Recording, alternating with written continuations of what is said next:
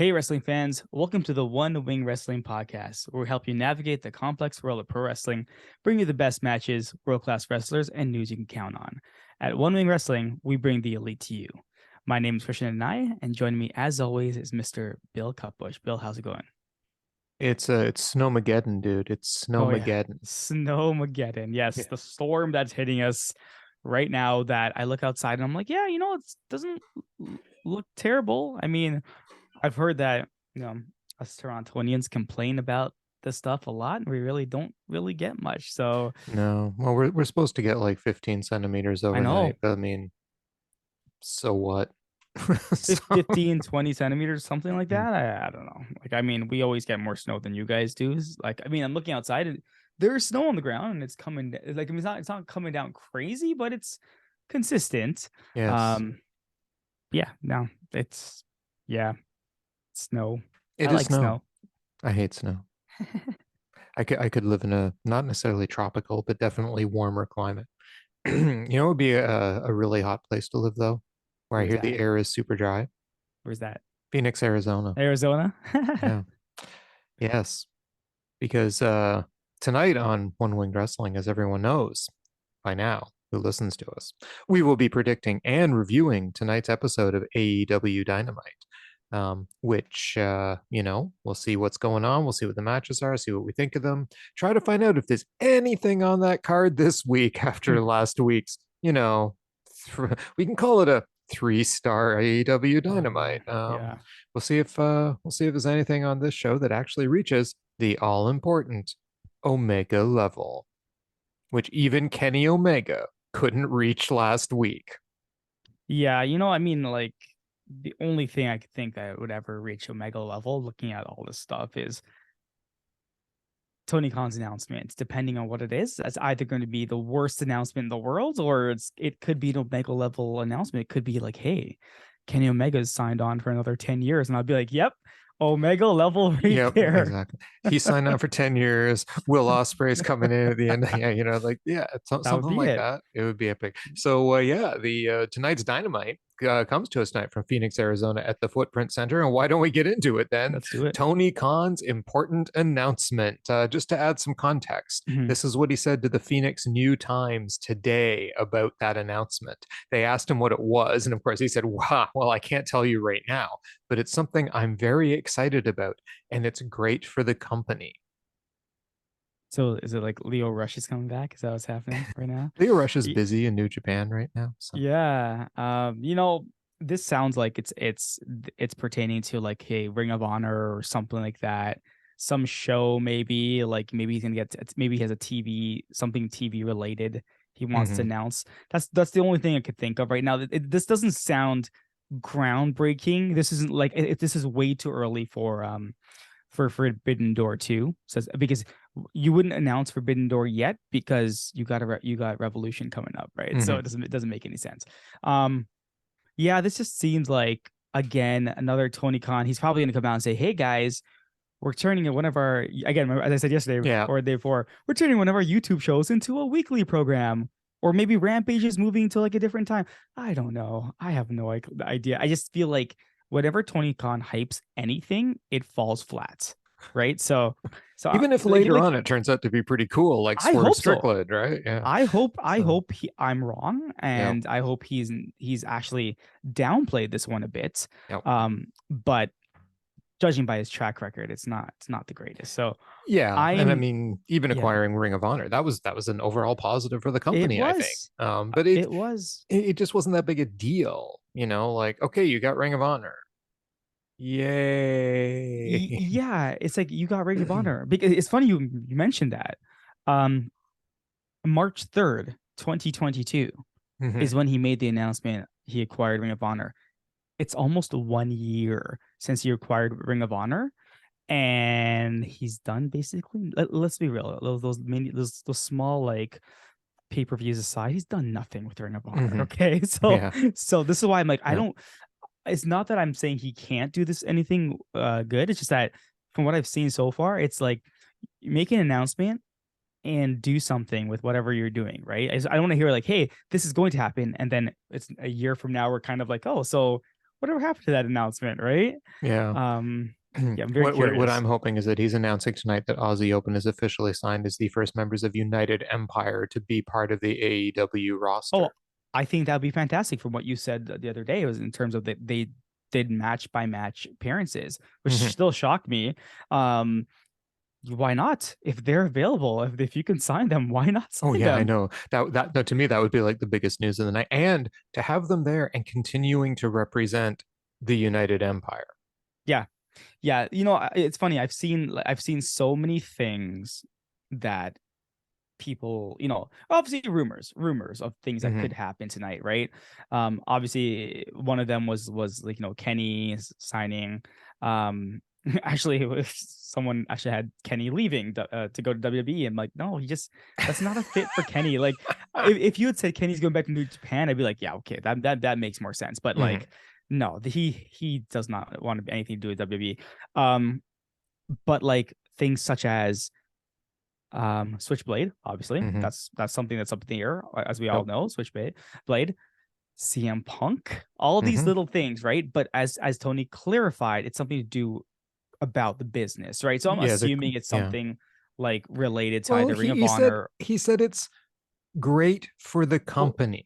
That could be almost anything, right? And technically speaking, like, let's be real here. If he were to come out tonight and drop the bomb that CM Punk is returning, that would be great for the company. Let's not get things twisted here. That would be great for the company. As much as we don't like some of the things this guy's done, that would be great. Listen, we're not involved. Cooler heads prevailed sometimes in wrestling.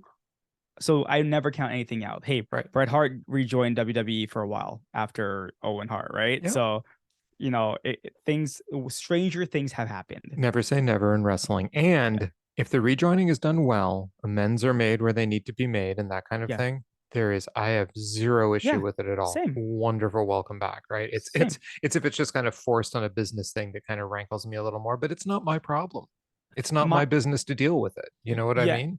And my concern, like, let's be real here. Like I know we're getting off topic a little bit because we always get off topic talking about CM Punk and the Elite. If you're the Elite and stuff like that, and your contracts are coming up, hey, the bidding war of 2024 is bigger than we think it is, right? It's not. This is nothing to do with MJF. Like, MJF, like, please, I don't give a crap where you go, but like the other people that are coming up, that's what I'm concerned about, right? So I'm not concerned. We go where the Elite go. Well, that's very true. Unless they go to WWE and they're have a very hard time WWE. following them there. It's good that we still have New Japan, right? It's funny thing, just off topic for a second. Did you listen to Cody Rhodes' interview? No, I did not. No. He spoke about briefly why he left. And he made a comment in terms of when we started this, because apparently, do you remember in the book we read, the Elite book? Yes. They had said when they were trying to sell that show, they had said, should we get CM Punk? And they said, no, this is not what this is about. We said, as indie guys, we're going to sell this out. And they did, right? So that kind of changed things when a certain someone joined the company and he felt the vision was lost, right? Right. So I don't. So he goes and joins. Yeah, exactly. Exactly. Okay, dude. What am I gonna say about that, right? But it's funny, like that we were talking about that stuff, and that's what happened. But again, I don't care. We are playing this up so big. It's gonna be probably one of the smallest. No, seriously. Okay, this is the prediction component. What's he saying, Krishna? I'm okay. Honestly, I think he's coming out and he's saying, "Hey guys, we have a new show, and it's gonna start X. Like, this is big. This is good for the indie guy. I'm like an indie show. I'm gonna say, or it can be something as simple as we're gonna do house shows. Like, he already announced that we're gonna start. I don't know what is it. Which one? What's he doing? First one. I'm going with first one. I'm saying Dark. I'm going to be more specific. Dark Elevation is moving to television. Oh, I've been asking for that. Same. I mean, it makes the most sense. So that'll be the announcement. It'll be, and that's like, oh, okay, thanks, Tony. I mean, I wouldn't call that a huge announcement. You could have made that on Twitter, but anyway. Exactly. It'd be like, great. Great. All Thanks. You right. didn't need to take up Cool. Dynamite airtime. Yeah. So, speaking of people talking, because it is all elite talking, we're going to hear from Bryan Danielson live. Sweet, sweet, sweet, sweet. Just quickly, what if he decides that that Dynamite's going to 3 hours, with the first hour being the elevation? Just thought this is a thought. Throwing it out there. I'd be fine with that. Same. All right. So Bryan Danielson. Let's jump into this. Bryan Danielson. We had we had asked about this last week. We joked about this last week. Why did Bryan Danielson have a Bryan Danielson? Why did he have a pre-recorded promo when he was in the building last week? Yes. Right. Makes no sense. Okay, get him out there. We've got 2 weeks to go. Have the confrontations. This is one of the two they're gonna have. Build the match. Like, Danielson's obviously getting his rest. Kind of not having Danielson wrestle for the past 2 weeks feels like something's missing, right? In the AEW TV. But he's coming out. He's gonna go out. He's gonna just say MJF cannot keep up with him. MJF can't do this, and just build a match. And I'm very curious what else he's gonna say. But yeah, I think that's exactly what's happening here. That's what he's gonna talk about, the fact that MJF's not gonna keep up with him. He's gonna win the belt. He's gonna become whatever, and that's about it. Yeah, it'll be interesting. I think MJF will respond in the middle or whatever too. So there's going to be some back and forth, but yeah, it'll be what it is. I think it'll keep building the match. They're doing an okay job building this match, so I'm not totally down on it. I mean, I think that I think it could have been better if they'd focused on the Regal stuff, and they didn't. But they're focusing more on MJF can't wrestle. So I mean, it's a mid-range build to me. It's not like, oh my god, what a build! I can't wait to see this match. It's more like, okay, I get to see Bryan Danielson wrestle for an hour. Too bad it's against MJF. So yeah, fair enough. Anyway, Jon Moxley will be wrestling, and he will be facing Dark Order's Evil Uno after last week's confrontation. That was a pretty cool confrontation last week when they backed up Hangman. So Evil Uno was going to get destroyed in this match. Absolutely going to get destroyed in this match, right? To the point where he's like, now Mox is not going after Hangman's friends, but he's gonna start hurting Hangman's friends, right? This is gonna be a good business. I'm curious who's gonna fight. He's gonna fight next week as well. Is there somebody else gonna fight next week before his fight, the match against Hangman? But this is I like this build because Hangman is always like this loner guy. He had 2 groups of friends, but he still was the loner who didn't have any friends, right? So it's interesting. This match, I think this match is gonna be really good. Like, to be honest, I'm looking at the matches, and like, if this match isn't like the top match of the night, like, it's gonna be one of the best, because we have 1, 2, 3, 4, 5, 6 matches, right? So 1, 2, 3, 4. I count 5 matches. Is it 5? 1, 2, 3, 4, 5. The Acclaim versus the Firm and Big and then we get the you know what? Yeah, you're right. You're 5. Sorry, apologies. 5. Yeah. So this is gonna be a good match. Like I'm gonna put this as number 5. I'm put it as number 2. Yep, I agree with you on that. Number 2. It's going to be really good, and I think, you know what? It's not just going to be Jon Moxley destroys Evil Uno. Jon Moxley is very good at making people look good. And I think Evil Uno, this is like his first big Dynamite solo showcase in how long? Over a year at least. Oh, at least. When was the last time the guy had a solo match on Dynamite? If ever. Yep, I don't know. So this is a real chance for Evil Uno to show what he can do in a ring. Yep. And I'm really interested on how that's going to turn out. I like the story behind it. We have the emo cowboy who, if you ever did like a picture of him, a painting, it would show him sitting in a chair in the middle, the Elite on one side, the Dark Order on the other side, and him with his head hung down and a little cloud bubble above his head going, "I have no friends." Yep, that's it. Yep, that is the emo cowboy. But I love Hangman. But yeah, this is going to be a great match. I think it's going to be a lot better than maybe it looks on paper. And I think that's going to be because we haven't seen Evil Uno wrestle a lot singles. And I think we underestimate how good a Jon Moxley match is when Jon Moxley is willing to do a good match, because that's wrestling. Right.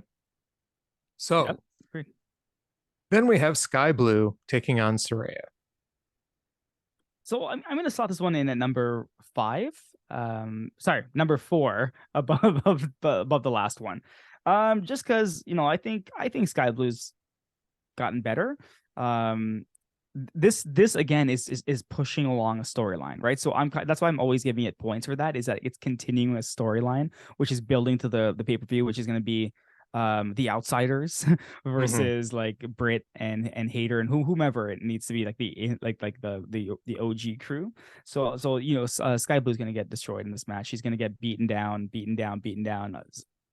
I'm assuming that Britt's gonna come in for the save, which is gonna be really crazy because Britt now is a baby face, or maybe Ruby comes in. I don't know what's gonna happen here, but this is carrying a storyline that everyone is very curious on who lies on what side, right? So yeah, I mean, this is not going to be a crazy good match. That's why I slotted in at number 5 matches, so number 4.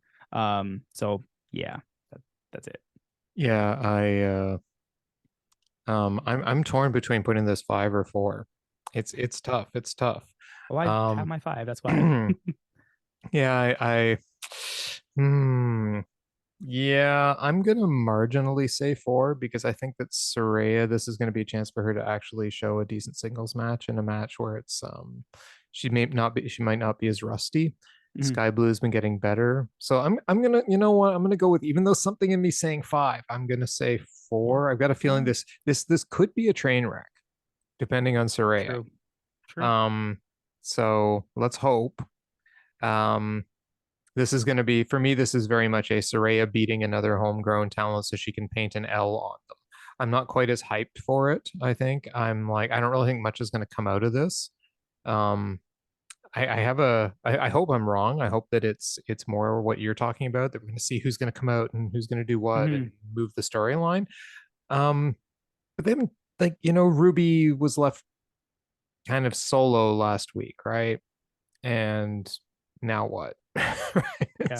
It's and they've only got a couple weeks left, and I haven't heard enough promos from these women to really get it. I want more story build in this, right? And they're telling the story exclusively through matches right now, and that's not necessarily a bad thing, but the story they're telling in the ring isn't defined enough to carry it. So I think I need a little bit more talking, believe it or not. I think we need a good Britt Baker sit down or something like that, or have her come out in the middle of the ring, cut a promo on this whole thing, or whatever, right? Because I think she's probably the best talker out of the bunch of them that are involved in this. So use your best talker. But yeah, probably number 4, potential for number 5. Then we have the Acclaimed versus the Firm's Big Bill and Lee Moriarty. Yeah, this is the one I'm slotting in number 5, just because like some of these guys are good. I watched Big Bill on Dark or Elevation this week. I think he was on Elevation. Yeah, he wasn't bad, but I really liked how he was playing up the crowd. Like, they were cheering for that guy, and he just kept cheering for him too as he like totally destroyed him. I just don't know what's the purpose of this match. Like, what heat does either of these teams like? Is it just because the Acclaimed are good and the Firm are bad? Like, yes, I don't get it, right? Like, why not throw Matt Hardy and Ethan Page out there, or Matt Hardy and Isaiah Cassidy out there for a better match? Like, no offense to Leo Moriarty, but like, I'd rather see those two out there than Big Bill. So that's why I'm slotting this in at number 5. I just feel like it's going to be the ridiculous Acclaim matches where like the Scissor Me Timbers is the most devastating move in wrestling right now, which I think is absolutely like crazy. Yeah, that's why I don't see it being anything but number 5. Right. I think that the fact that we have 4 guys that can wrestle decently in the ring, and like I've been impressed with Big Cass since he came back. He wrestles like a good big guy. Right. So I'm not. He's not going to blow any matches out of the water, but he doesn't suck. No. So that's at least something. And Lee Moriarty's good. And and I mean, Anthony Bowens, who I actually think is the better of the 2 wrestlers on the Acclaimed. They're good. They're not great, but they're good. And, for me, this is like a good mid-card match. Yeah. So this is why, depending on what happens with the Sky Blue Saraya match, right? This one has a chance to at least hold its own wrestling-wise. Yeah. But are the shenanigans and the idiocy going to take it down a notch for me? And that's really where it could move to the number 5 spot. Right now, I would slot it in 5 as well. Meaning that it can stay there, especially if it gets involved in shenanigans. But if the women's match turns into a train wreck and this one does okay and holds off on the shenanigans, it could switch positions. Yeah. But there's no way it's going higher than 4. No, no, I agree. I agree. Then we have the AEW All Atlantic Championship match. Orange Cassidy, champion, taking on Wheeler Yuta in a storyline that came out of Rampage and their little confrontation. Yeah, this one is the one I'm slotting in at number 1. Both these guys are great. As we know, as I always said, like Cassidy, and Ospreay for me last year won match of the year, and I had said that, right? So Cassidy's so talented. Yuta, see, the thing about Yuta, he is so talented, but it's always his personality just never sits well with me. I'm kind of like, oh, you're so vanilla. Come on, man. I know you have it in you, but you're so vanilla. I'm just happy because I get to hear his entrance music, which I think is one of the best entrance music that's on AEW right now that we never get to hear because he always comes out with Claudio right now. So I think this is gonna be match of the night. I think again, both good wrestlers. I want to see the seriousness of Yuta versus the absolute opposite, which is Orange Cassidy, right? And Cassidy can go, so that's why I'm very curious where this one goes. Yeah, and Cassidy was pretty serious with him in that promo too, because Wheeler cut him up. He was like, I wanted to be taught. You guys didn't teach me anything, and like, look at all the stuff I've learned with these. I got these 3, like some of the toughest guys in the business behind me now. But I would have just had you guys. You guys treated me like crap. It goes on and on, right? And I love that line that Orange Cassidy said. I wasn't trying to be your teacher. I was trying to be your best friend.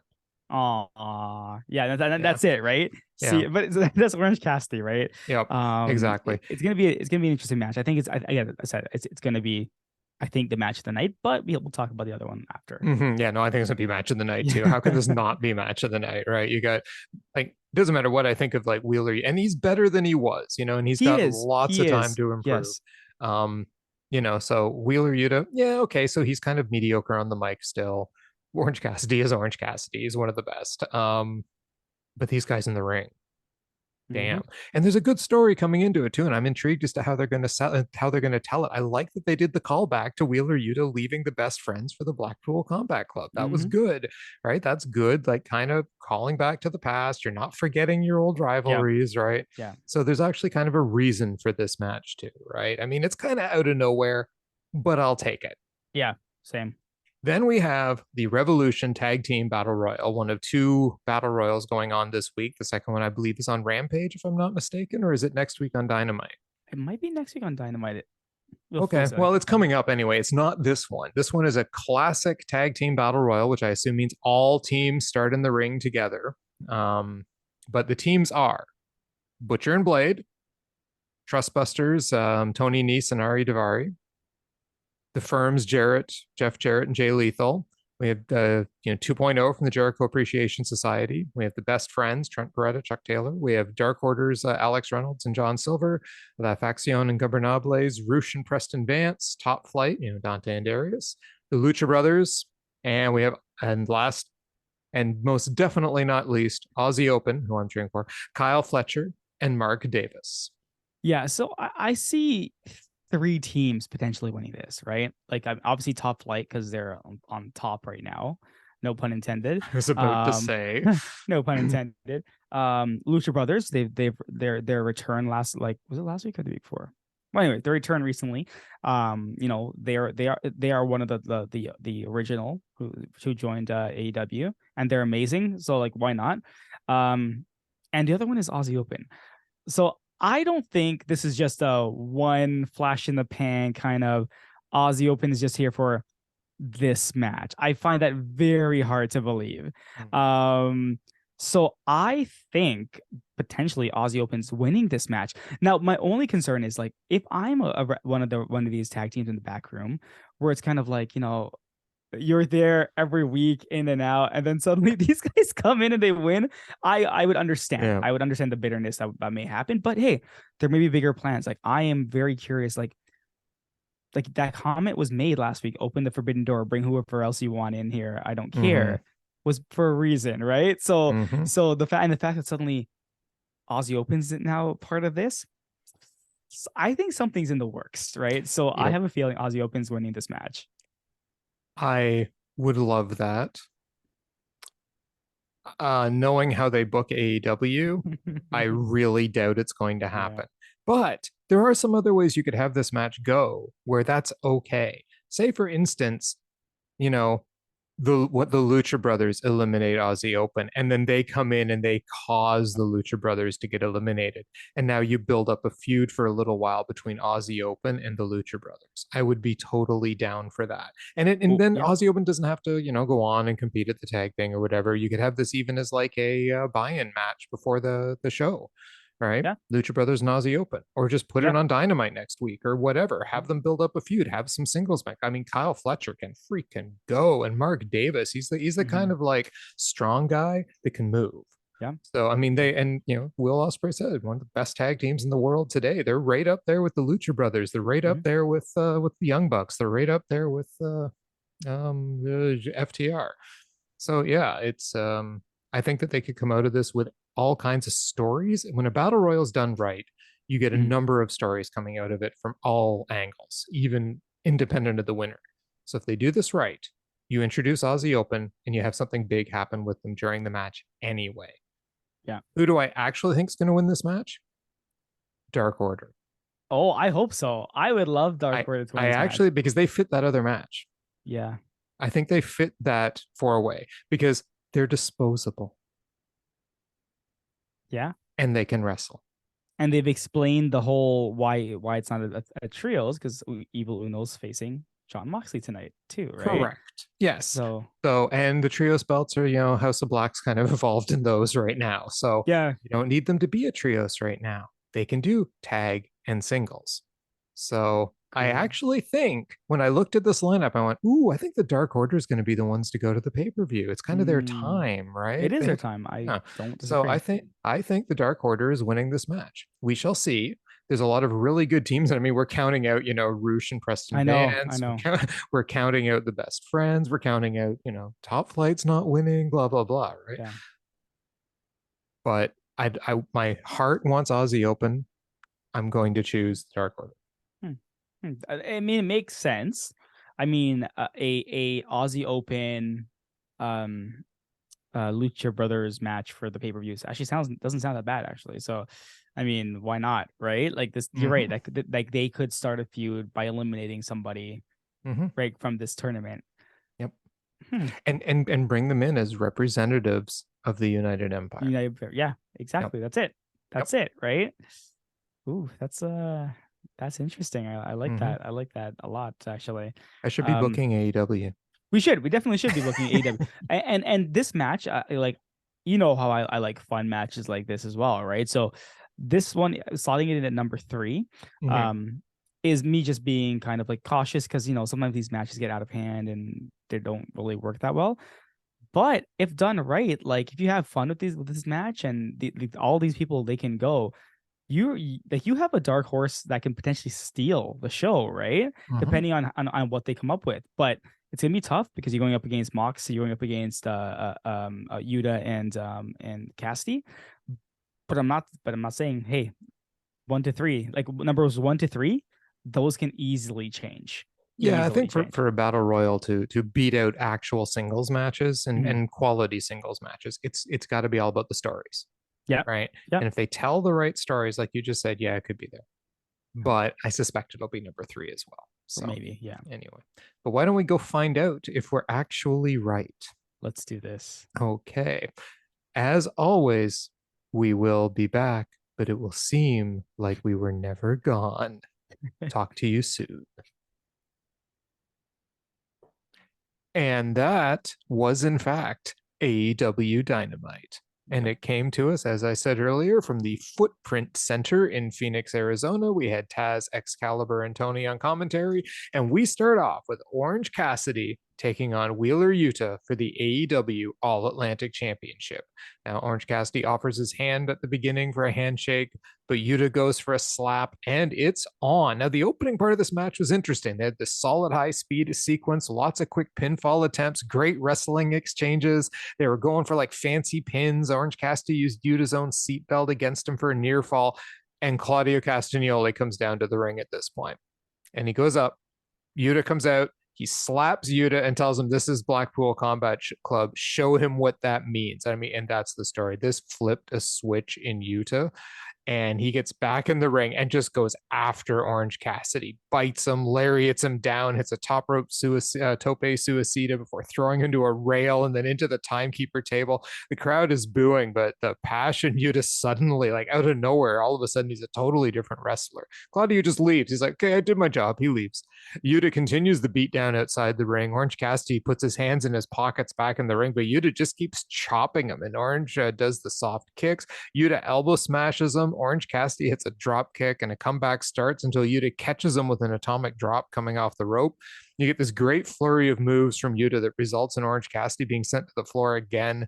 Back in the ring, he locks on a bow and arrow and a roll up for two, and the beatdown continues until Yuta misses a diving splash. Yuta then blocks the orange punch and then blocks the Stun Dog Millionaire in quick succession, hitting a brainbuster and a back suplex for a 2 count. But Orange Cassidy kicks his way out of the stomps and hugs Yuta, who then continues to attack him. There's a great fast exchange that follows, then an exchange of German suplexes, more pinfall attempts, including Yuta using the mousetrap on Cassidy in a reverse of what happened earlier for a huge near fall. Yuta then spits his gum on Cassidy, who actually spits back in Cassidy. And they start a big forearm exchange, and this goes on, and it ends in both of them being down to a huge reaction from the crowd. Cassidy then goes for the beach break, but when they get up, Yuta pulls him to the apron. Cassidy counters, though, backdrops Yuta onto the apron and a diving DDT to the floor. Back in the ring, he lands the float over DDT, but the beach break is countered into a pile driver for 2. They exchange hammer and anvil elbows, and the pin attempts again. Yuta lands a massive near fall, but then Cassidy lands the orange punch, and it's only a 2 count. Yuta kicks out then of a beach break too. Right after that, he gets on his knees and he's staring at Orange Cassidy, tells him to bring it. Cassidy hits him with one more orange punch. Yuta finally stays down for the 3 count. Krishna, what did you think of the match? Such an odd way, right, to open up this show, because like they put the best match on first.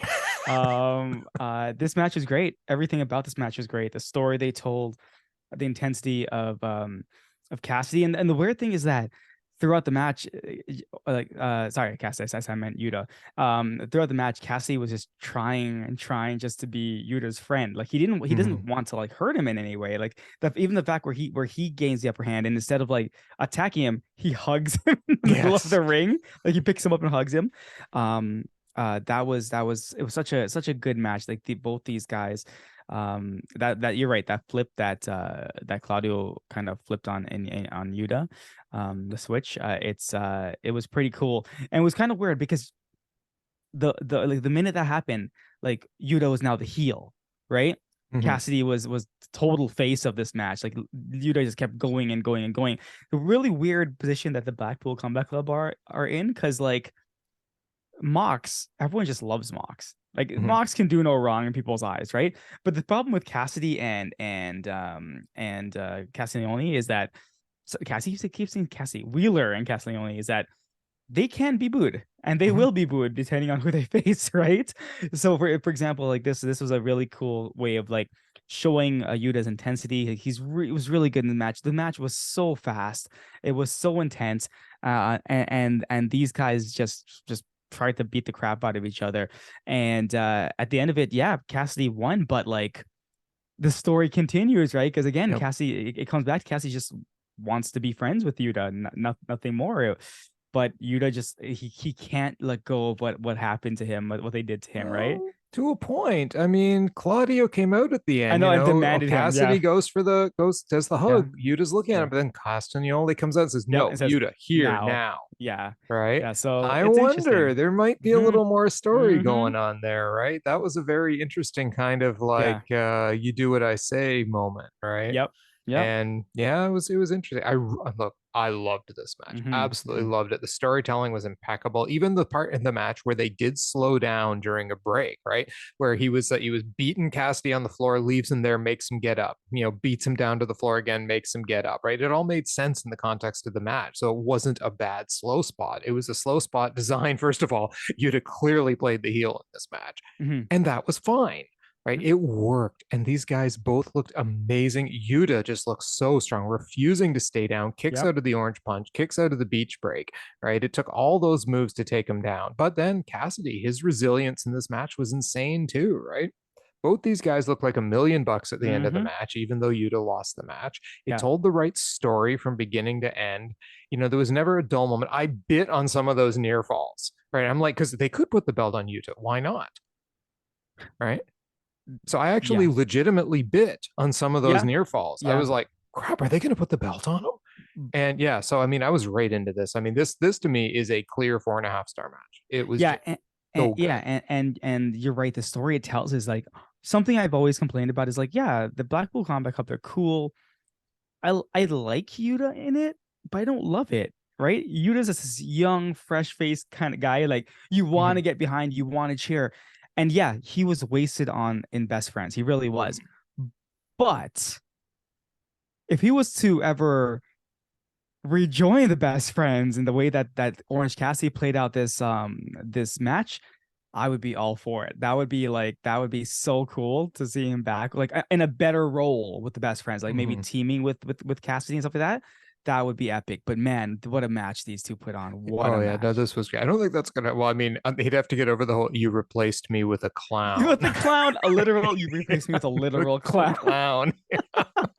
That was his best line in that You promo. treated me like a So clown, good. and then you You replaced me with a the literal literal clown. clown. Oh, so good, so good. Anyway, yeah, no, this was my match of the Awesome. night. I mean, it Yeah, was awesome yeah, match. yeah. It's this Easily. nothing on this show No, topped this by any no, stretch. So no. yeah, this Easily. this has a very strong possibility. Well, maybe not, Uh, as we find out not later. yet, I not was yet. We'll about to get say to this that. has a strong We possibility we being will match get of the to week, and that. then I'm like, oh no, wait. There's a moment coming later where I'm like, oh yeah, yeah, we got that coming. Anyway, we then get Renee in the back with Hangman and Evil Uno, and Renee says, last week, big situation. How have you prepared? And Uno says, how do you prepare for John Moxley? And Hangman goes, you don't. And Uno says, you say you don't, you say don't get involved. But every time I hear that, all I hear is Dark Order isn't on my level, so stay out of the match. He goes, look, it's time for us to stand up for ourselves. So John Moxley gets Evil Uno, and I don't want any interference. Yeah, I like this because um everything like Uno said was correct. Like think about it, they kept mentioning Uno is like undefeated for the year, Mm-hmm. like 18-0 or something like that, right? Mm-hmm. And he's really good. And when he said to Hangman, every time he say don't come out, don't come, all I keep hearing is Dark Order is not on the same level as Hangman, Adam Yeah. Page, right? And I was Yeah. like, oh damn, oh Mm-hmm. he said it right. Yep. And he keeps saying like we're always there, we always have your back, and you always pretend like we're not, right? So I like that. I like how, because you knew exactly what was gonna happen. The Well, yeah, music, of course. I want you to And it was stay a clear here. setup for Dark Order to win the Battle Royal, right? Of course. Of Of course, right? I mean, it was just clear Dark course. Order is going to come out of this looking strong, and yeah, Yeah, right. yeah. But That's then I exactly forgot it's what. AEW. Yeah, no, I loved this promo, and that line, he's not wrong. He's No. 100% correct. It's like, you're telling us we're not on your level, Yep. right? I. And he's not wrong. Yep. So then Ricky Starks comes out in the first of many unannounced promos for the night.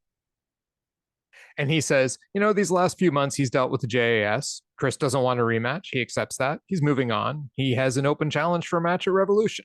So he's got this contract in his hand. So Jericho comes out and lets the crowd sing for a long time.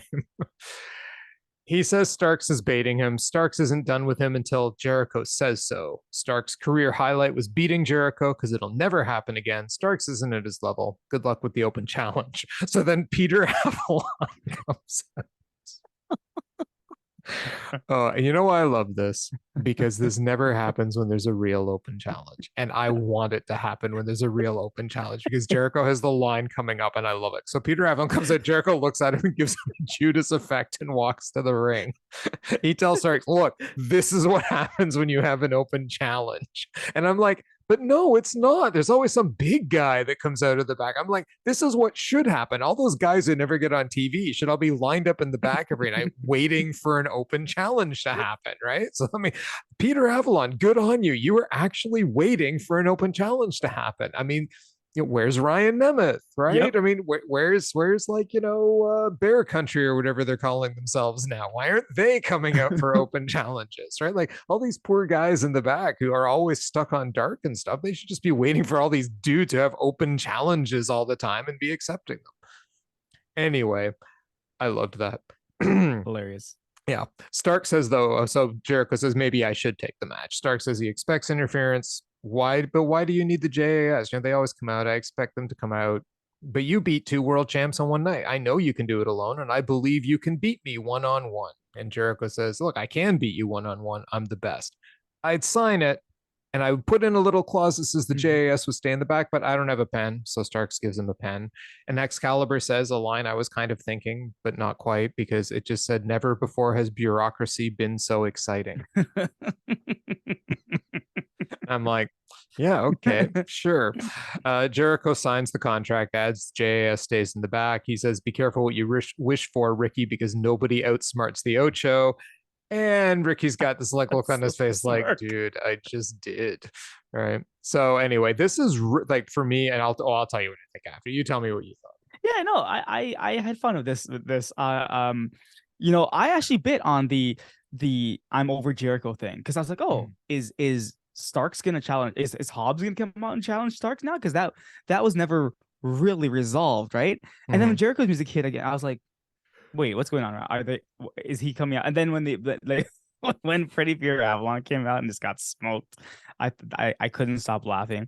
And then the whole like when he went going to the ring, he said, yeah, you can beat me. I know you can. Like, there's no point. Like, why would you even take this match? And he kind of like lures him in a bit, and Jericho's like, I don't even need the JS, signs it.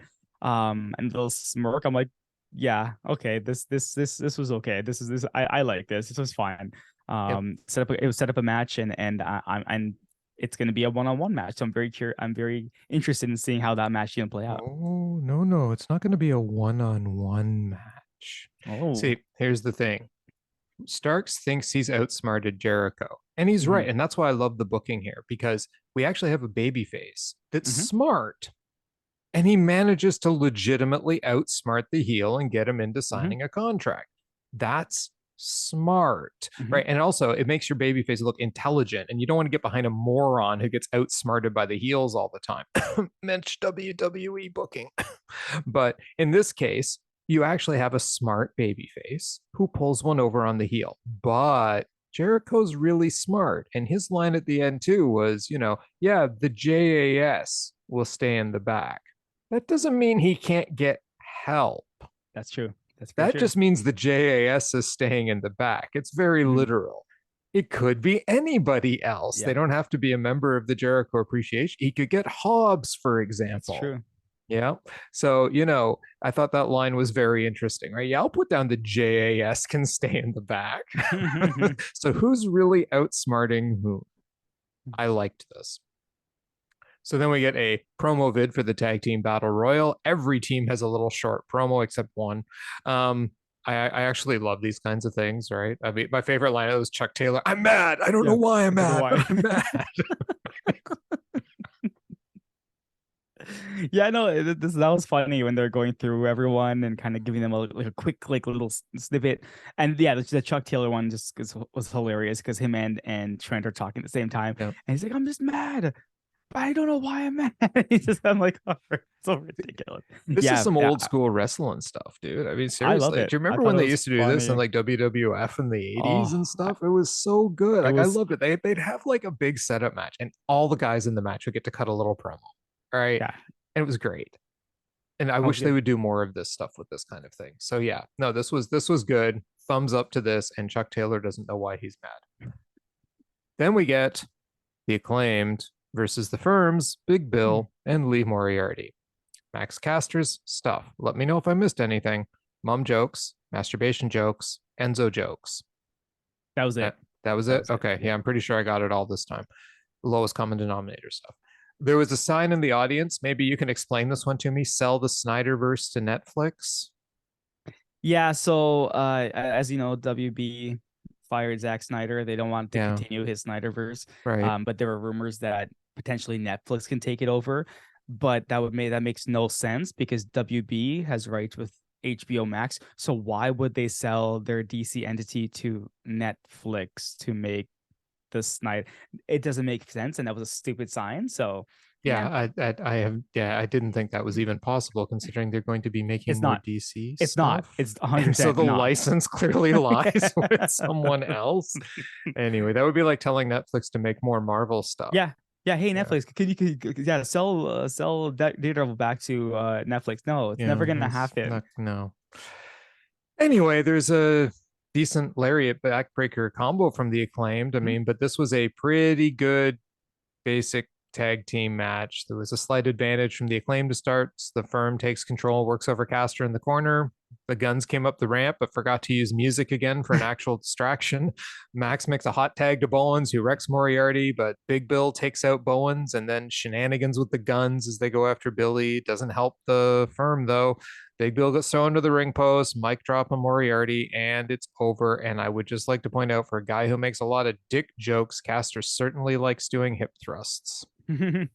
Yeah, the Guns came out during the commercial picture in picture, so I guess that's probably why they didn't have Oh, any music, maybe. Uh, yeah. they still Uh, could have put the I music don't on. know, man. Like, there's a couple of matches tonight that are tied for like third, fourth, and fifth because I couldn't care less. Like, they were all like on the same level. And this was one of them, right? This was one of the Mhm. matches where I thought, you know what, the wrestling itself wasn't terrible, but there were a lot of distractions and Moriarty and Bowens when they got into the ring, they did really well together, right? So I thought that was kind of cool. The distractions were like, okay, whatever. I'm like, great, yes, you're reminding us that there's a Revolution match. I don't care, like whatever. And then that was it. I was like, okay, cool, whatever. It was a whatever match. I was kind of waiting to just move on to the next because I was waiting for that gigantic Tony Khan announcement, which we're gonna get to eventually. But yeah, Yes. this match was just like, meh, it's okay, whatever. I wasn't Yeah. like, I wasn't angry. I wasn't impressed. I was just like, meh, it's mid. I was bored. This Yeah. is like WWE tag Well, team wrestling. I well, was yeah. bored. And yeah, it did nothing for me. Mhm. Absolutely nothing. The wrestling wasn't good enough, really. Like there weren't enough spot. Like even when Moriarty and Bones are in there, it was good. It was Sure, these guys faster. are good. They can wrestle, but there was nothing in it other than that one dropkick backdrop sequence Mhm. where I was like, oh man, that was cool. You know, like you're watching a good tag team fight. There were better spots in the battle royal. Yeah. Oh no, Right. I agree. The battle royal had better spots, but overall they just were both not that good of matches, Yeah, right? no, So this for me is yeah, match number five. I number I five. left Okay. it in the match number five slot. So yeah, the three fours are going to be hard, but Mhm. this stays solidly in slot number five. I don't like the shenanigans around these teams either. Just I think that knocks it down a notch Mhm. for me. So yeah. Anyway, Tony then introduces another surprise promo. He introduces Christian Cage. But as Christian Cage comes out, Jungle Boy like and charges out of Mhm. the back and spears Christian into oblivion. Right. He gets up, seems to leave, but he returns with two chairs and sets up a concerto. But he's a bit torn. He's standing there waiting. He's thinking about it. You can tell he doesn't know if he wants to do this to him. So Christian low blows him and then smashes him with a chair and then repeatedly smashes his head into a chair until he's cut open. And that was the segment. Yeah. I thought it was interesting that when Jungle Boy attacked Christian, hit him with a chair and set him up with like a chair toe, no one came out to stop Jungle Boy. But when Mm-hmm. Christian smashed his head into the chair and then stood there, he wasn't going to give him a concerto. Then everyone runs out of the back and they're telling Christian to stop. I was like, um, you do know that Jungle Boy attacked him, right? It wasn't the other way around. Well, maybe they just got around to breaking it up. The Maybe, refs were in maybe. the back at catering or something. Yeah, the only bad part about this segment was the fact that I didn't get to hear Christian speak, and I really wanted to hear Christian speak, right? Yeah. But yeah, they're setting up their match for Evolution. I just want Christian to get on that mic and just bury Jungle Boy, but this match is gonna be good. This match, like that spear he took, holy crap! Mm-hmm. Like Jungle Boy did not pull back on that, and then just this fought and he fought and fought and fought, and then Oh, yeah.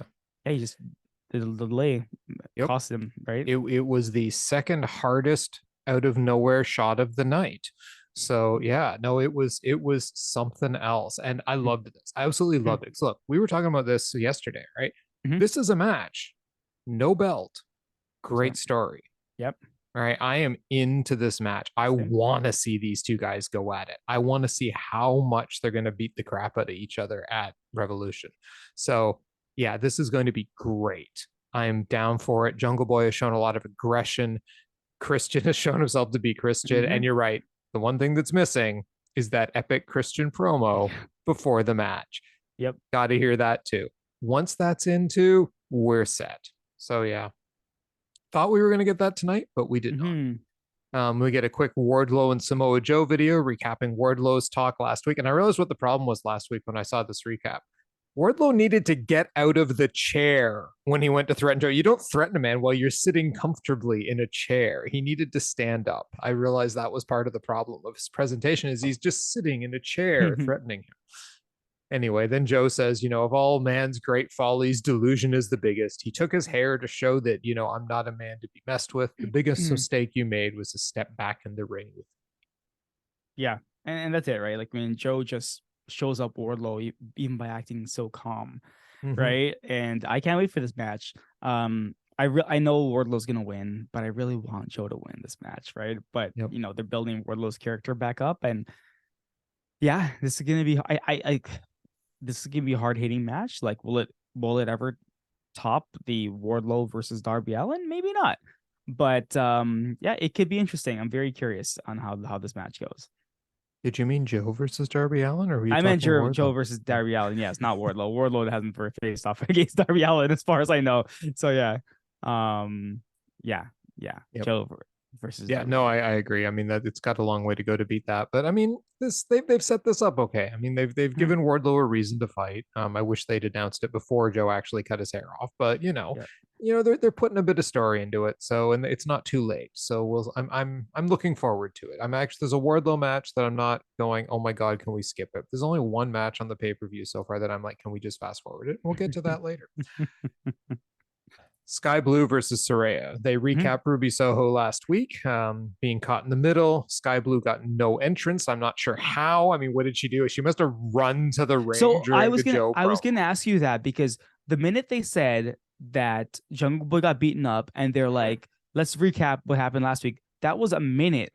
Yeah. So did she just run?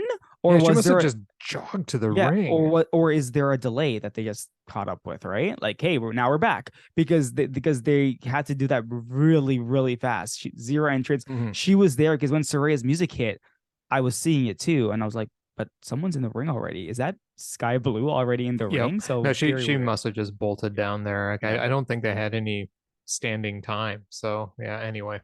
So Skye Blue got no entrance. There was this start was a little shaky. There was a blown Cazadora spot at the start. I don't know what they were trying to attempt. It looked like they were trying to do a Cazadora that got turned into a roll up. But then a lot of this match was, Saraya distracting the refs so Tony Storm could beat on Skye. There was a good moment where Skye applied a standing crucifix armbar. Saraya planted her for a 2 count. The crowd was chanting Skye Blue at one point. Skye put together a good sequence with a jawbreaker, knee strike, and drop kick, but of course, Storm distracted the ref. This allowed Saraya to apply her finishing submission hold for the tap out. Very quick match. Yeah, quick match. I actually like that submission hold. It was it's new. I've never No, seen she it. used it in WWE. That Oh, was did her she? finishing Oh, submission hold. I Yeah. thought it looked cool. Yep. The match itself was messy. Like there were a couple things I was like, what the heck was that supposed to be? Timing looked off a little bit, but the best thing is that it was fast. It was quick. Mhm. So again, it fell into that 3 4 5 numbers I had at the bottom. So slot it in wherever you please with 3 4 5.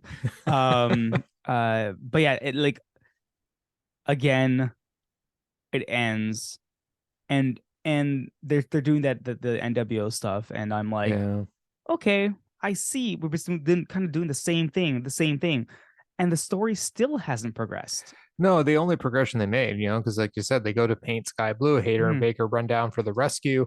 When they run, then when Saraya and Storm run away, they run up the ramp. Ruby comes Mhm. out, so they stop. But then Ruby just points to Hater and gestures for the belt. She wants a Yeah, match for the belt, so she wasn't actually there to stop anything. no, She's still in the middle. Okay, that's fine. I mean, I'd put this match myself at 4. And the okay. reason being, I thought Skye Blue had a decent performance. I don't think the timing problems were her fault. Mm. When she hit her sequence, it was dead on. The standing crucifix armbar was well done. The timing problems I saw because when she went in for the Cazadora, she hit her side of it just fine. Hmm. But I don't know what Saraya was I don't doing know. with her. I mean, I think she's still rusty. Saraya's strikes look just fine, and she knows how to apply her finisher just fine. Hmm. But there's a lot of stuff Saraya's still doing where I'm kind of like, you can tell you've Mm. been a few years. So I think she Yeah, still needs to work some rust out, right? yeah.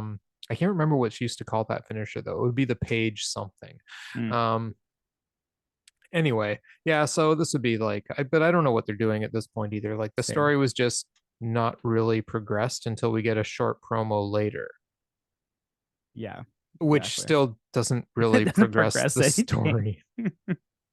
Anyway, then we get Bryan Danielson coming out, and he gets in the ring, gets the mic. He's going to do everything in his power to beat MJF for the title. Last week, MJF said he hates Bryan Danielson, and he said, let me get this straight. He tries to break my friend's arm, my friend of over 20 years' arm. He puts a bounty on me. He hospitalizes my mentor, William Regal, and he hates me. So MJF comes out and he says he knows who Bryan Danielson really is. MJF is the guy left stranded, thrown away like trash by everyone who loves me.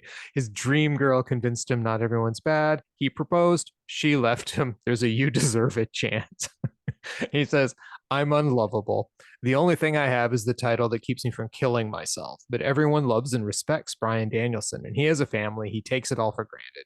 I hate you because you've had more head trauma than anyone in the business, and you're still in my sport. You say wrestling is more important than your family and children. You spit in my face. You take everything I would kill for granted. You're worse than Regal. You're addicted to the spotlight. I'm going to punish you at Revolution for trying to take away the belt and everything you've taken for granted. He then goes to speak to Danielson's children. Danielson cuts him off and says, don't you dare bring my family into this. MJF then tells his kids anyway that come March 5th, dad is going to pay for his selfishness. He's going to rip his arm out of his socket and he can never play with them again. Danielson attacks him with the mic when he gets in the ring. The pull apart's on, and the shot of the night goes to that forearm Danielson laid on MJF, a running forearm outside the ring. I was like, holy crap. That got a holy shit chant from the crowd. Mm-hmm. Mm-hmm. I was confused about this promo. I get what they were trying to do here, but I was very confused. Do you remember when MJF came out against CM Punk and he's like, I went to meet you that one day and like you were the only thing that got me by when I was getting Mm-hmm. bullied on. So it kind of it made him very sympathetic, right? Mm-hmm. And I feel like he was going for that here as well, and I didn't care for it. I felt like, so you're kind of playing the same thing you did against CM Punk and against Bryan Danielson here, and it's not working for me. Like the whole thing, like maybe I should just he does something. He says something about like, yeah, maybe something I consider like just taking some pills and ending it all. And I'm like, this feels kind of forced right now. Everything you're saying feels very, very forced. It doesn't feel genuine like the promo you cut on CM Punk. And the thing is, I can't forget those promos because those happened, right? Had those promos not happened, I'd be like, oh my God, I didn't realize. But the problem with MJF is like, you almost feel sometimes that these stories are not true, right? And some of them are well, most of the stories are not true. But like he's trying to play sometimes this sympathy thing is just it's not working. It's one week he comes out and he wants you to hate him. The next week he comes out he wants to be sympathetic. The next week he comes out he wants to hate him. It's very up and down. So I was like, okay, whatever. I didn't really like honestly I didn't really enjoy this promo much. I'm like, okay, whatever. I like the fact that they confronted each other. You're right, that Danielson shot was pretty intense, but I was like, cool. That was that. It's building to the match, but yeah, I was like, okay, sure. I'm okay with it. I'm going to give you a slightly different interpretation of what MJF is doing. I liked this a whole lot more than you did. Okay. For me, this was like, okay, now they're going somewhere with this story, right? Not only did Danielson bring William Regal into it, right, and He did. tying up the whole thing, how can you say you hate me? I've got way more reason to hate you. We get a better explanation from MJF about why he thinks Daniel Bryan is a phony. Yeah. Bryan Danielson is a phony. So, but I don't think he was trying to generate sympathy at all because look at the shit he's spouting.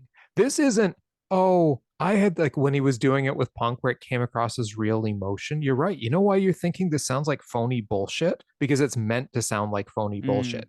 This is your friend who has gotten himself into a depression of his own causing, who doesn't realize the things he's gotten in his life and goes, oh, look at me. My whole life is terrible. Everyone hates me. Oh, it's the guy that you just want to like take and slap across the face and go, what the hell is wrong with you, dude? Serious. I'm going to kill myself. The only thing I have to live for is this one item.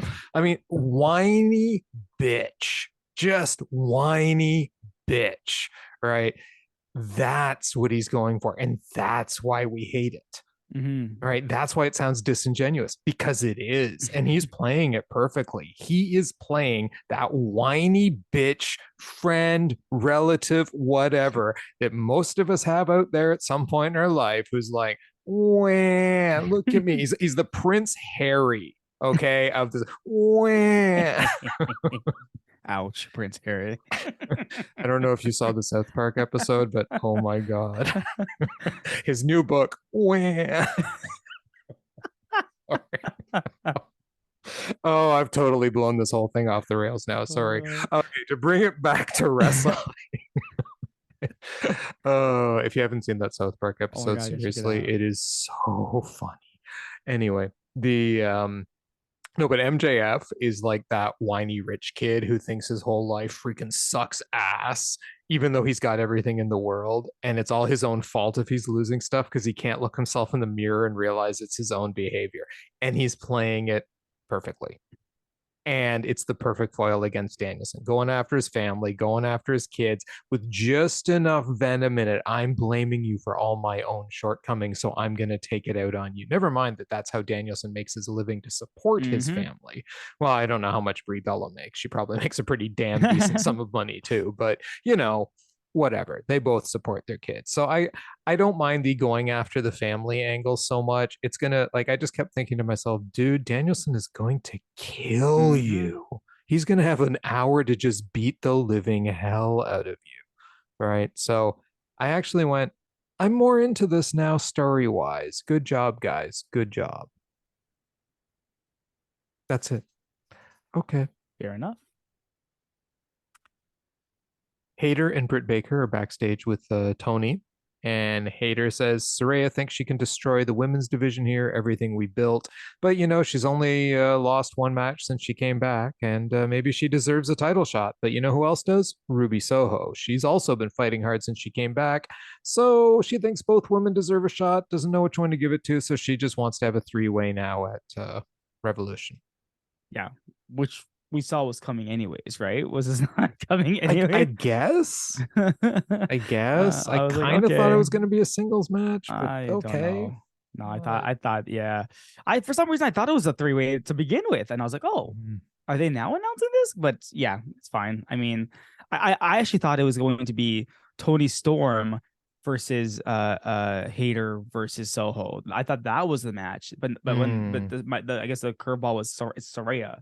But I'm like, okay, cool, sure, that works. That's fine. Sure. It is not my least favorite match on the pay-per-view coming up, so that's fine. I mean, Jamie Hayter is great. Jamie Hayter versus Ruby Soho will be great stuff. So, well, this brings us to the Revolution Tag Team Battle Royal.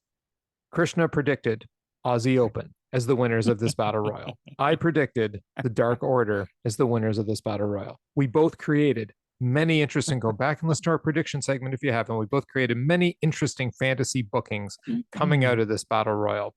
I will now go through it. It begins with chaos, managers all over the outside too. 2.0 spent the start and a good chunk of the matches waiting outside the ring. Partway into the match, Mark Briscoe comes running out, takes out Mark Sterling and Josh Woods, and just after that, the Lucha Brothers eliminate Nese and Daivari, so that gets rid of the Trustbusters entirely, and it looks like Mark Briscoe will be having a little feud with Josh Woods. John Silver delivered an insanely long delayed vertical suplex on Jay Lethal. I mean, he held him up and held him up and held him up and held him up. Then we got what I considered the spot of the match. Aussie Open with their double team moves on Dante Martin was amazing. And then Top Flight comes back and does a bunch of double team moves to Kyle Fletcher. And I was just like, oh my God, we need to see these two teams fight each other so badly right now. And I'm like, okay, this is good. They're building up these two teams. This is really great. Look at the spot Aussie Open just got. And the announcers were talking about them being here. And then Butcher and the Blade eliminate Aussie Open and Darius Martin all at the same time. Yep. And I'm like, what the fuck? I was like, I think that spot threw me off. And for the rest of the match, I was like lost. I was like, what am I watching right now? Yeah, I was just like, wait, what? Yeah. And then John Silver eliminates Blade. So I'm kind of like, okay. But then Butcher eliminates Reynolds. Yep. And then Penta eliminates Preston Vance, but Roosh dumps Penta, but Ray kicks Roosh out. Roosh and Penta keep fighting on the outside. So it looks like we might get a little war there between La Faccion and Ingobernable and Lucha Brothers, which, hey, I'm all for that. That should be great. Butcher tosses out John Silver. Well, now you and I both have everyone we predicted tossed out of the ring. At this point, 2.0 finally comes in the ring and tries to eliminate the best friends, but Danhausen distracts them. He gets tossed, even though he's not in the match. He's not in the match. Yeah, curses them, and the best friends toss 2.0 over the ring. Then Lethal and Jarrett come up behind Chuck Taylor and toss him out. Jarrett takes a chair to Baretta on the outside, suplexes him into the guardrail. Apparently, there's absolutely no DQs in this match either. Like, I get their managers were there distracting people, but chairs are legal in a battle royal since when? They never have been. So, anyway, Butcher, Lethal, and Jarrett then are left sort of as the heel side versus Dante Martin, Ray Fenix, and Trent Baretta. And the Jarrett team is clearly on top for quite a while. They're beating him down, and then in the best moment of this match, a little graphic comes up in the corner and announces that Aussie Open impressed them. So it'll be Young Bucks versus Aussie Open on Rampage. And I went, oh my God, this is amazing. We'll talk about that after I finish my recap too. Butcher then eliminates Martin. Phoenix eliminates Butcher. Lethal and Jarrett eliminate Phoenix all in quick succession. So now we've got Trent Baretta versus Lethal and Jarrett in a handicap match. And Satnam Singh on the outside, preventing the guys from getting eliminated. Baretta, look, he did his best. He did some amazing stuff trying to get these two guys out. Orange Cassidy at one point carried Baretta around the ring on his shoulders. Baretta flipped Lethal out at one point. But Singh saves Jarrett from elimination. Jarrett hits his finisher, tosses Baretta out. Jarrett wins the Battle Royal. Jarrett. Seriously. Krishna, your thoughts? I saw something. I felt something like this was going to happen. Right when I saw those guys get eliminated, I'm like, oh my God, don't tell me it's going to end with like a Jarrett or someone else that I hate winning this match. And it happened. And this match fell right to the bottom of my rankings the minute that happened. I was like, screw this match. I hate it so much. I couldn't believe the booking on this, because now you have the Gunns, the Acclaimed, Jarrett and Lethal, which means 1 out of 6 people on that match. I'm like, whoa, or like really, really, really good wrestlers, right? And I'm Mhm. like, they're gonna add another tag team. It better be a super tag team because if it's not, I could care less about this match. And I don't care. I like at the end of it, I don't know who cares. Let put the belt on Jarrett and Lethal at this point because I don't even know what the hell's happening with these goddamn belts anymore. So I'm like, oh, I was so upset with this match. I was like, how could this be what you've decided is good for your brand, right? And then yeah, we'll get to what happens after, and I realize, okay, I understand why, because you're an idiot. So yeah, what'd you think, Bill? Okay. The only reason I didn't put this match lower on my rankings was because Aussie Open and Top Flight. Their sequence It was was great. outstanding. Mm-hmm. I was like, these are some, and just in the middle, like in the middle of this ring with all these guys around, they pull these moves off. I'm like, dudes. I mean, and Ray Phoenix was Ray Phoenix. Okay. I mean, that rope walk to eliminate Roosh, loved it. So there were enough good moves in the beginning to overcome the absolute stupidity that happened at the end. Right. I don't understand why everyone then doesn't just go out, find a really strong dude, bring him to the ring with you whenever you have a battle royal, and just like pay him to stand at ringside and prevent you from being tossed over every time you get thrown. Right. I mean, why not? Or why don't they just pay Satnam Singh? Like, okay, I got a battle royal, none of your guys are in. I'm going to give you $300 to stand at ringside and catch me every time I get tossed over the top. Like it makes no sense. The rules in this match were dumb. Jeff Jarrett uses a chair. I've never seen a chair used in a battle royal in front of the refs. Maybe behind the ref's back, but the ref could clearly see him. He should have been eliminated for a DQ. End of story. But apparently now there's no DQs in battle royals. I've never seen anything like that. And then Jarrett winning the way Jarrett won to get into a match where this is the third tag team with two other tag teams I couldn't care less about. Look, I get it. Lots of people love the Acclaim. So I may be an utter minority here, but I have no interest in this match whatsoever. I would rather watch Peter Avalon versus Ricky Starks. And I'm not kidding. Yep. Okay. Because that would be a better match. Peter Avalon doesn't suck. You're right.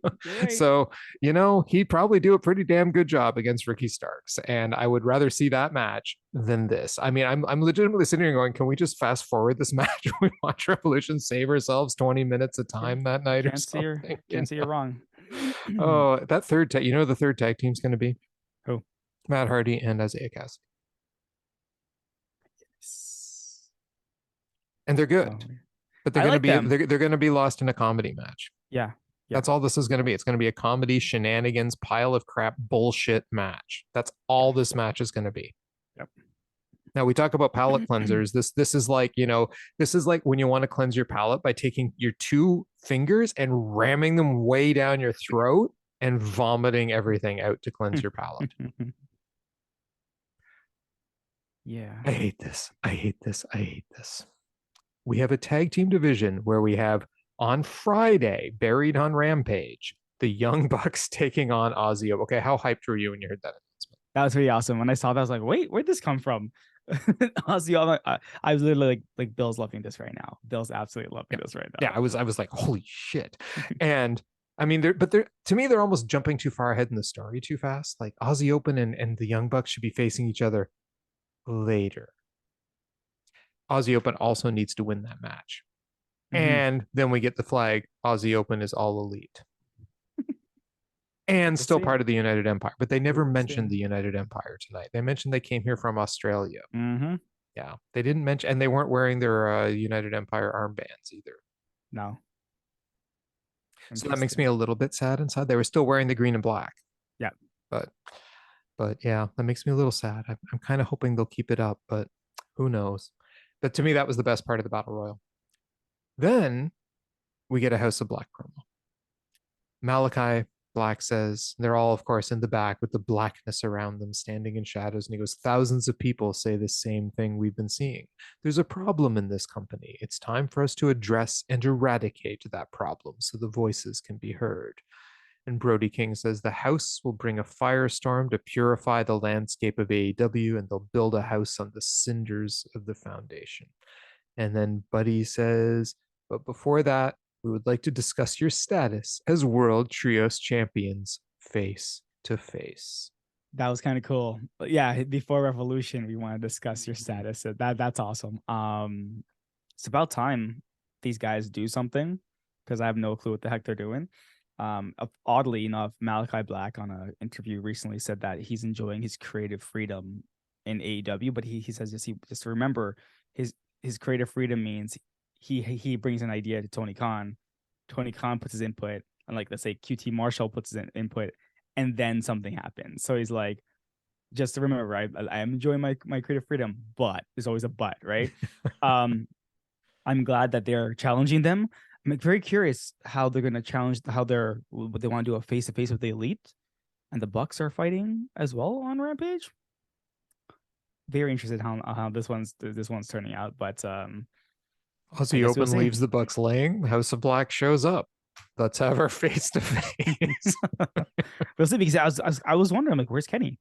Mm-hmm. Right? Because he's not fighting on that show, right? Why not give Kenny a singles match on the show if he's not going to be in the trios, right? Well, he's got to be in the corner. Mm-hmm. That's true. When they face Aussie Open. It's true. So yeah, we'll see what happens. Intriguing stuff. At least the House of Black were on Dynamite. They were on Dynamite, yes. Correct. Well, then we go to Renee with sorry, I couldn't even do it with a straight face. We go to Renee with Tony Khan, and Tony says he has a big announcement, and he's gonna let Adam Cole make the announcement. So Adam Cole comes out to make the announcement, and he says, we've been coming back and it's feeling great, and he wants to make this big exciting announcement. He says beginning in March, there will be a weekly 1 hour series. And I'm like, ooh, this sounds like they might bring Revolution. That's right. It's Evolution, right? AEW Dark Evolution. You're going to do like an extra hour on it after Dynamite. AEW All Access, an unfiltered look at AEW, showing the stories of the wrestlers, including Adam Cole's story, I guess, about his recovery from his concussion. That same night of the debut, he's going to make his in-ring return, and he's going to be the best Adam Cole he's ever been. So a couple of things here. So first off, on Twitter, this guy wrote, remember when the lights went out and Satnam Singh debuted? That's the level of fumble here, right? So, a couple of things. First off, I'm glad Adam Cole's come back. I'm glad. Secondly, he's not come back at Revolution. That's kind of being clarified here. Tony Khan needs to stop hyping these things, okay? I'm sorry. No one asked for this. No one said, you know what I would really like? The little bit they have before on YouTube hyping up Wednesday Night Dynamites? I think they call it All Access. We should have a show about that. No one asked for that, okay? Nobody asked for this. Like, you're trying to create a what is it? What's that show called? Not Beyond the Mat. Whatever the heck it's called. Where it's like the dark side of the ring, like, but they're showing like the wrestlers and day in the life and whatever. Okay, cool, but no one asked for this. People have been asking for more wrestling. They've been asking for Ring of Honor. They've been asking for all these things. Who asked for this? And this is your additional hour of TV that you want to put out here?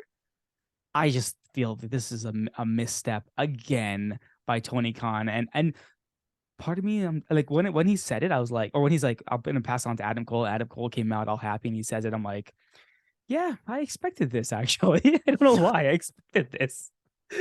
I just expected this. And at the end of the day, whenever Tony Khan ever says he's gonna make a big announcement, I just don't care anymore. I just don't care. I just hope I can get it on demand, on the same outlet that I get Dynamite from, and I can just only watch the segments I care about. It's at first I was like, oh man, does this mean we're gonna have to do 3 hours a night and then like do the podcast after that? Because I'm like, that's an extra hour of TV, right? And I'm like, oh no, they're not doing that. This is just an hour of stuff that you and I will record our podcast while it's running. Okay, that's fine. Here's the thing though. I see what he's aiming at. I'm gonna give the positive parts of this first. I see what he's aiming at. We've bitched for like 2 to 3 weeks now about story in AEW. Mm-hmm. Who are these guys? What makes them tick? Well, guess what? We're getting a whole 1 hour show now that's going to spotlight guys, tell us who they are and what makes them tick. So we should goddamn well shut our cake holes, because you know what? We did ask for this, but we didn't ask for it in this form. No, definitely not. That's the problem. We didn't ask for it as Definitely a not. separate 1 hour Yeah. show. We want it integrated into Yep. the wrestling Yeah. broadcast, Yeah. right? I shouldn't have to go and watch a separate show now to learn who these wrestlers are. This should be bonus content. Now, if you make it bonus content, optional bonus content for people who want to watch it, big fans who need to consume everything, and you work on building up the stories in the actual show, I'm down with that. No problem. Great job, Tony. But what you're doing is you're not really giving me that stuff for the most part. Yeah. You did it. I still think he did a half decent job with MJF and Daniel Bryan. Bryan Daniel. Why do I keep calling him Daniel Bryan tonight? I'm usually really good at this. Bryan Danielson. Yeah, is it just that like I get that WWE sense from some stuff on AEW now, and I'm like slipping. So I see what he's aiming at. So I don't necessarily hate the idea of the show. I don't mind their little Road to videos. Those are kind of cool. So, but that's more build up for matches. This is going to be all access to the stars. Well, we get that with Being the Elite already, don't we?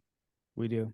Yeah. So, who am I going to learn about here, though? I mean, am I going to have to follow Ryan Nemeth around, or well? And this is my issue, right? Because now you're adding additional content to try and continue storylines and everything like that.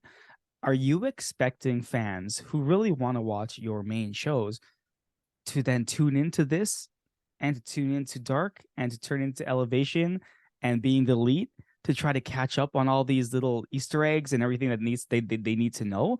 This is what, like, we talk about, like, let's say the Marvel and DC universes, right? How they're interconnected. And they always have that thing where, they're like, if you're a fan and you've watched all the movies, yeah, you're going to get a bit more out of it. But if you're not and you're watching something, you still can enjoy it and understand the storylines of that. We know AEW is dropping the ball with a lot of story here. I feel they're adding. This is not an addition like to help you understand it. This is like, no, we're gonna tell you about the story over here. Yeah, we want you to catch up over here, and I think that's where it's gonna fail, because the comment, like I don't want to say the casual fan likes the product and they like the wrestling portion of it, right? So they watch the wrestling shows opposed to an additional show after it. Yeah, and that's exactly it, right? You got to put the stuff that explains the person on the shows. What they're doing with, and I'll just switch to Adam Cole for a second. What they're doing with Adam Cole is very interesting, because they have a chance here to make like a massive baby face with this company, with Adam Cole telling his story, right? Like, at least he's been telling the story on Dynamite, so that people know I've struggled this hard. I'm coming back from this, right? I mean, they've got the makings of a gigantic star in Adam Cole. I think he could be the next huge babyface star if they do it right. Yeah. Right. And sure, if he has the all access show and it gives you an even bigger in-depth look into his life, I think it's a great idea to put his first, because he's already been pushing the story on the main show. Yeah. That's what I mean. That to me is the proper use of this show. You've heard me tell you the basics of the main story. Now, if you want to go see the in-depth of it, here you go. And that's the way they should use this show. But if they're just going to use it for, oh, here's a story, and you're expected to have gone and watched it to understand why a match is happening on Rampage or something, you lost me. Yeah. I'm hoping they start it on the shows and tell you, and like say Excalibur is like, you want more information or want to learn more about it, tune into this episode or whatever, right? Yeah, that would work. But I guess we'll see. I just don't think this is a earth-shattering. No, and that's the other very good point, is this was not a huge announcement. This was a minor announcement. Very minor announcement. This is not huge. You're not going to keep me for an hour after Dynamite. I will still be coming in here to do this podcast and then going to bed. Thank you very much. I will check it out on demand with most of my other AEW content. Thanks. I don't understand why that show isn't on YouTube and one of their YouTube shows isn't on TV. Yeah, That's that's a very good point concern, too, isn't it? right? So I guess yeah. Hey, we'll see what happens. Yeah, precisely. Well, we get Jarrett Lethal in the back. Guns show up. They offer to work with Jarrett and Lethal. Do you have any comments on that? Oh, No, okay. Great. We go on to John Moxley and Evil Uno. So Hangman is watching in the back. In the beginning, he still hasn't learned how to watch TV. I would like to point out that partway through the match, he learns to watch TV slightly better. He's slowly getting it. If you stand in front of the TV, you get a better picture. Anyway, the entrances go on during the commercials. By the time they come back from commercials, there's 8 minutes left. So Uno goes right after Mox at the start, strikes, biting, chokes him with his vest, tosses him around. Mox gets in very little offense in the first part of this match, but then Mox attacks Uno's mask. Uno boots him off the apron into the rail, does a senton off the top rope to the floor. The crowd is cheering for Uno at this point. Mox lures Uno back out of the ring, though, throws him headfirst into the steps, drives his head into the steps, cutting him open, and now the crowd's behind Mox again. Uno crawls back in the ring. Mox pounds the hell out of him. Uno lands 2 pile drivers in a row, though, for a near fall. Mox gets to his feet, locks on a sleeper, hammer and anvil elbows, then into the bulldog choke. Uno is dripping blood everywhere. Gets to his feet with Mox still with the bulldog choke on him, though, but Mox pulls him back down again, and the ref calls it. Mox gets his 100th win, first AEW wrestler to get 100 wins, but Mox isn't letting go, so Silver and Reynolds come running down to the ring, but the Blackpool Combat Club comes running down. Hangman comes down to not Hangman's music unless he has new music, and that's a weird way to debut new music if it is. He puts barbed wire on his fist, punches Mox, and it's absolute carnage at ringside as the crowd chants cowboy shit, and of course, the last picture we see of tonight's Dynamite is Mox sitting on the ramp, absolutely covered in blood. Yeah, I like a great match between Mox and Uno. Uno was really, really, really good in this match, and Mox is just Mox. You say you call it Mox really puts people over, and man, did Uno beat the crap out of Mox for a lot of this match. The cut that Uno took, holy crap! When Mox was put the bulldog and the blood was squirting out, I was like, guys, come on, man, come on. This is Dustin Rhodes friggin' level Gusher of level here. of blood. Yeah.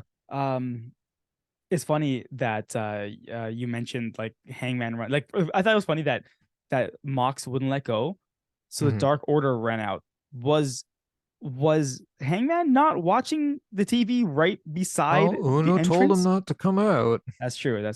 So they run out. They help. I like that. I like the Blackpool Combat Club comes out. Hey, Blackpool Combat Club versus Dark Order. Not a bad match right there, right? I'll take it. Then Hangman running out, and you're right. I'm like, is that Hangman's music, or did they mess something up? Because I never heard this music before.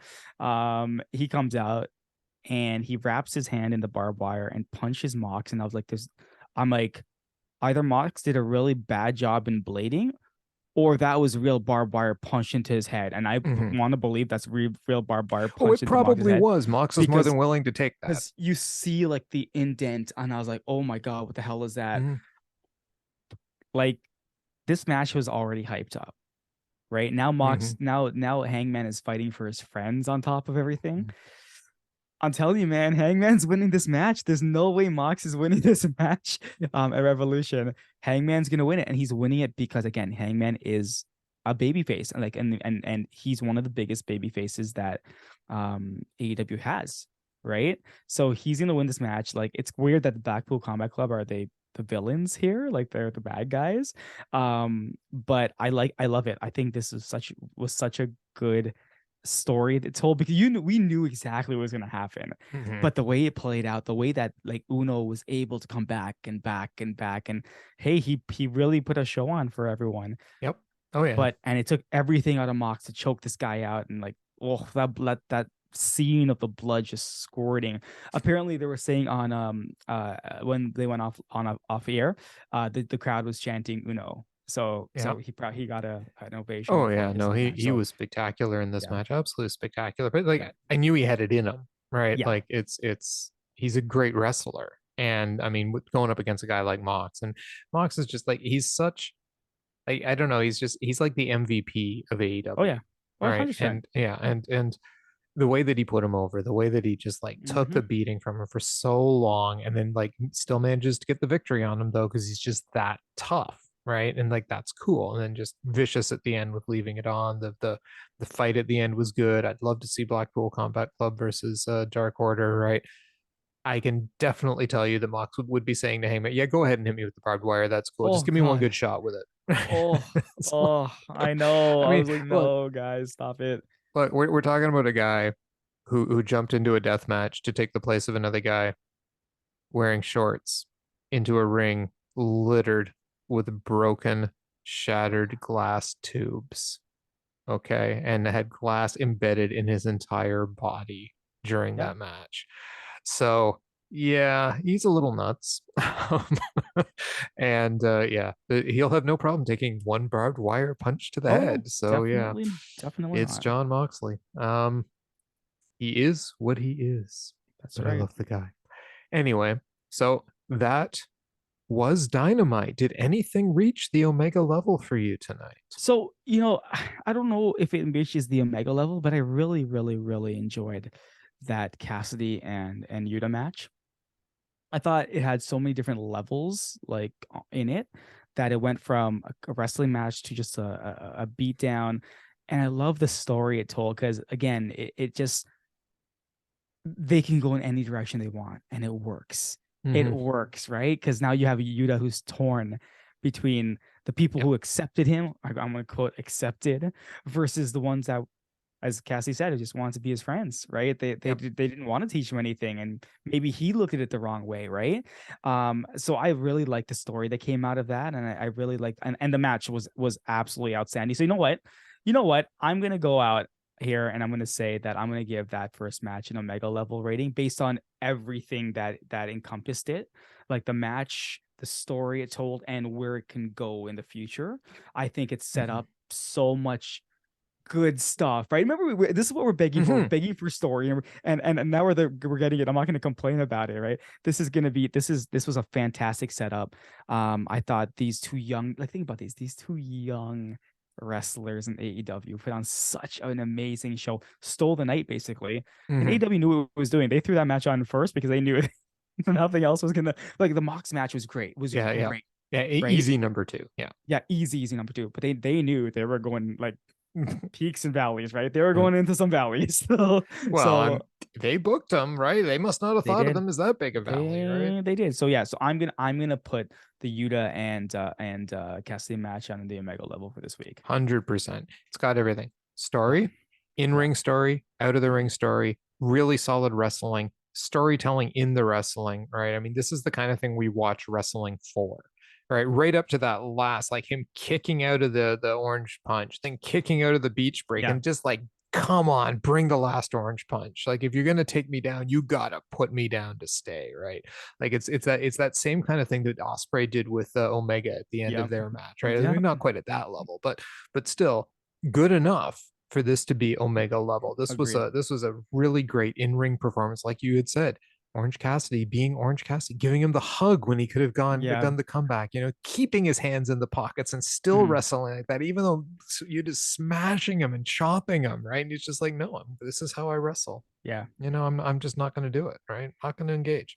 And it was really cool. So yeah, Omega level 100%. Yeah. But Dynamite, not an Omega level No, Dynamite. Dynamite was like such a mixed bag. Like I don't know what the hell is going on recently. Mm-hmm. Um Yeah, just a very, and the weird part is that you could have like clearly there seems to be a split with the brands, like Rampage versus Dynamite, because you could have had the Blackpool, not Blackpool, the House of Black come out and cut a promo.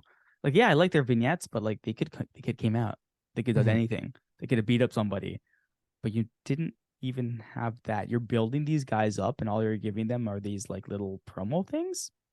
That's not how you Right. build up people. Come No, on. you build them up by having them win a tag team battle royal. That's right. I don't know about you. I'm a big Jay Lethal and Jeff and Jarrett Jeff fan. Jarrett fan. Oh. And I am a Jay. This is for the record. I am a Jay Lethal fan. Just Oh, for what I'm a Jay someone Lethal fan knows. too, just not with this group in what No. they're doing now. No. So yeah, No. anyway. Yeah, they've got to pick it up just a little bit. There were some good moments tonight. There were a couple good matches tonight. I certainly did not feel like I wasted 2 hours of my time. I just felt like I wasted maybe 25 minutes of that 2 hours of my time. Yeah. So yeah. But other than that, no. Good show. Still worth my time every week. So when it becomes not worth my time, we will talk. Yeah, exactly. But no, it is definitely worth my time, and I can't wait for that Aussie Open Young Bucks match on Friday to watch it blow everything else out of the water. Or will it? Or will it? We'll see. I had assumed that the Top Flight AR Fox Elite match was going to blow everything else out of the water too, and it didn't.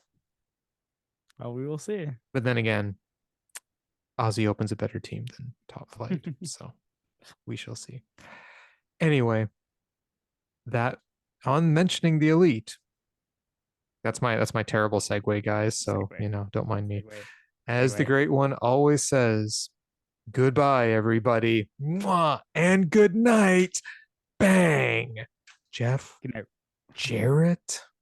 That's right. Good night, guys.